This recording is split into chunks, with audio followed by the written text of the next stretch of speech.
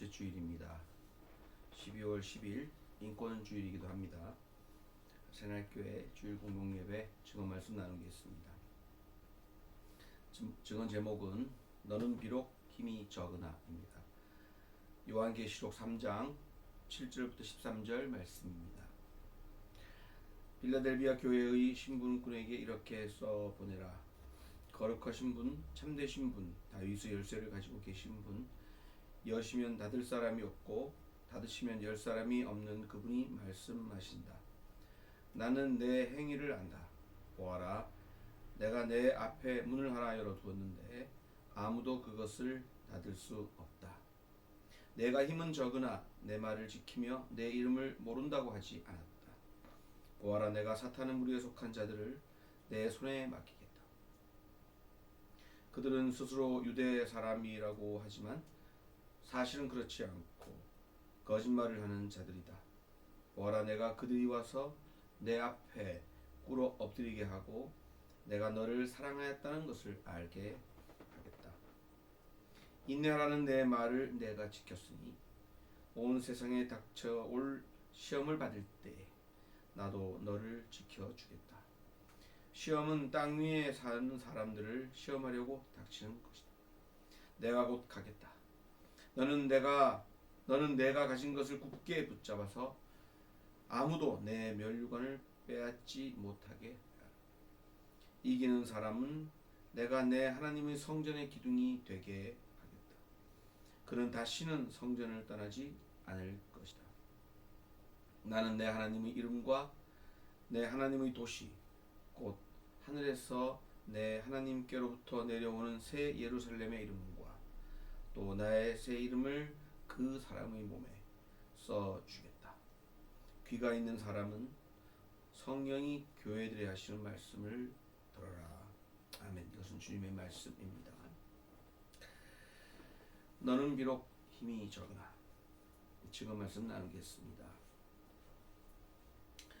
요한계시록은 집필 시기가 확실하게 기록되어 있지 않습니다만은 과거에는 AD 60에서 70년경 즉 네로 황제의 기독교 박해와 유대 독립전쟁 진압으로 예루살렘 멸망을 가기 이전인 견후 AD 65에서 75년 경으로 봤습니다. 그러나 현재 연구는 90년대 즉 도미티아누스 황제 제국을 황제 숭배 신화와 통일하려고 했던 도미티아누스 황제의 치세중으로 보고 91에서 96년 AD 90에서 96년 사이로 집필된 것으로 보고 있습니다.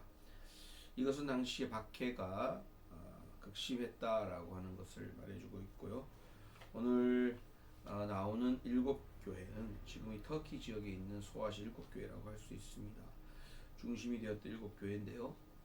요한계시록에는 이 7교회에 대한 묘사가 있습니다. 에베소 교회는 첫사랑을 잃어버렸다 이렇게 말하고 있고요. 스미르나 서마나 교회는 환난과 핍박 중에서도 존경을 받았다. 베르가몬 버가모 교회는 사탄의 자리에 앉았기에 회개해야 한다 이렇게 말하고 있습니다.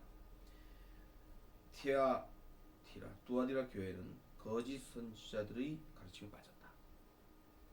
그리고 사르디스 사대 교회는 회개를 촉구하고 있습니다. 그리고 오늘 성서 본문에 나오는 필라델비아 교회는 믿음과 말씀으로 인내하였다라고 말하고 있고요. 마지막으로 7교회 중에 7번째 라오디게이아 교회는 대낮일 근처에 있었는데 하나님께 미지근한 신앙을 가졌다고 책망받습니다. 오늘은 이 중에서도 필라델피아 교회에 대한 구절입니다. 필라델피아라는 말은 필로와 델피아가 합쳐져서 합성어인데 헬라어로 형제 사랑이라는 뜻입니다. 그리고 이 성서 안에서 유일하게 책망받지 않고 칭찬만 들은 교회다. 비록 적은 교인들이 모여있는 교회였지만 박해 속에서도 배반하지 않고 또 관계 속에서도 미혹에 빠지지 않고 믿음을 지켰다 라고 칭찬받는 교회입니다. 저는 오늘 필라델피아 교회 이야기를 들으면서 또 요즘 일어나고 있는 일들을 보면서 갑자기 1993년에 영화가 상영된 필라델피아라는 영화가 생각이 났습니다. 톰 행크스가 나오는 동성애 성소수자 다룬 법정 영화인데요. 총망받던 변호사인 앤드류 톰 행크스가 보냈죠. 에이즈가 걸렸습니다. 에이즈, 이 사람 성소수자였고요. 에이즈 환자인 걸 숨기고 했다는 이유로 해고를 당합니다. 해고를 당하자 이 앤드류 톰 행크스는 덴젤 워싱턴이 분한 조 밀러라는 변호사에게 변호를 부탁합니다. 그러나 조 밀러는 이 사람이 동성애자이고 에이즈 환자라는 이유로 변론을 거부합니다.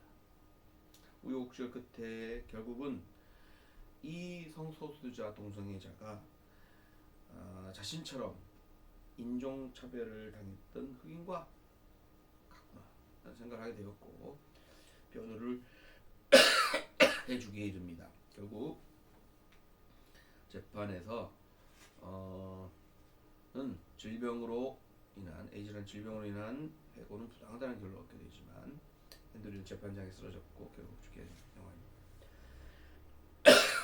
지난 8일 기독교 대한감리회 기감 경기위원회 재판위원회는 이동환 목사에게 출교를 선고했습니다. 출교라는 말은 교인을 교적으로부터 신자의 자격을 박탈하고 종교사회에서 영구제명 처리하는 행위로 그야말로 치명적인 판결인데요.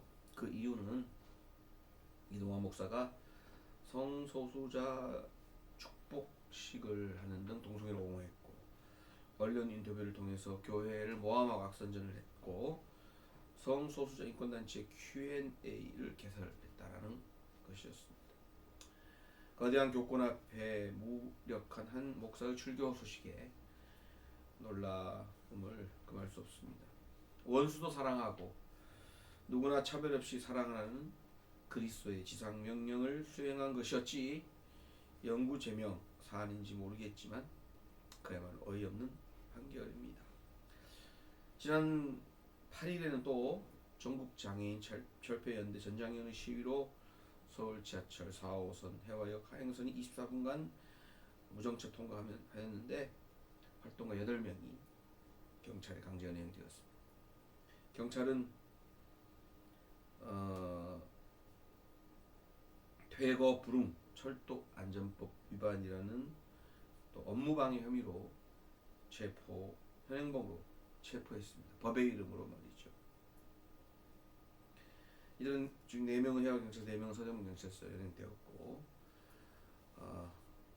구속 여부를 기다리고 있었다고 합니다. 또 하루 전인 7일에는 고 김영균 열수 2심 판결이 있었는데요. 하청 노동자의 사망의 원인이 원청의 책임이 있다고 보기 어렵다는 판결이 나왔습니다. 이 또한 이해가 되지 않는 어이없는 판결이기는 마찬가지입니다. 어떻게 이런 일이 끊임없이 반복되고 있는가? 저는 과거 로마 네로 황제든 도미티아누스 황제 치하의 노예 민중의 삶이 더 참혹하고 어려웠다고 할 수 있으나 지금 이 시대도 마찬가지로 노동자들은 맨날 장애인들은 맨날 죽음의 위협 앞에 차별의 상황 앞에 놓여 있다. 성소수자는 그 자체만으로 숨막히는 감옥에 갇혀 있는 것이다. 저는 그렇게 생각합니다. 차별 없이 함께 공존하며 살아야 할 우리 형제 자매들이 처참한 상황에 놓여 있다는 것입니다. 언제까지 이러해야 하는가? 언제까지 이런 차별을 당하며 살아야 하는가? 끝이 없는 터널 같고 답이 없는 무한 반복되는 굴레 같습니다. 그것은 다 힘이 없어서 그렇습니다. 힘이 약해서 그렇습니다. 돈 있고 힘 있는 자들의 세계와 달리 힘없고 약한 이들의 삶은 어떠한 보호도 어떠한 보장도 받을 수 없는 차별을 겪고 있는 것입니다. 오늘 인권주의입니다. 오늘 인권주의일 필라델피아 교회를 보면서 형제 사랑의 의미를 다시 한번 생각합니다. 필라델피아 교회에 대한 이야기를 들으면서 비록 힘은 적었으나 비록 힘이 없어서 나약하였고 이리저리 차별과 억압을 당했지만 칭찬받는 그런 공동체를 봅니다. 힘이 없어서 인내라는 것밖에 할 수 없었던 이들이 칭찬받고 있는 이 이야기를 읽으면서 주님께서 주시는 위로를 받습니다. 비록 우리는 힘이 없으나 최후 승리를 믿으며 인내하는 수밖에 없다는 것을 다시 한번 확인합니다. 우린 비록 힘이 없으나 박해와 억압과 간계와 차별을 이기는 힘을 주시는 주님과 함께 한다면 우리 능히 견뎌낼 수 있을 거다. 이런 믿음을 또 한번 가져야 된다라고 생각합니다. 우린 비록 힘이 없으나 나 혼자는 서 있을 수조차 없으나 우리는 옆으로 연결되어 있고 연대하고 있고 하느님과 연결되어 있기 때문에 우리는 능히 인내하고 이겨낼 수 있을 거다. 저는 그렇게 믿습니다. 그 옛날 영화에서처럼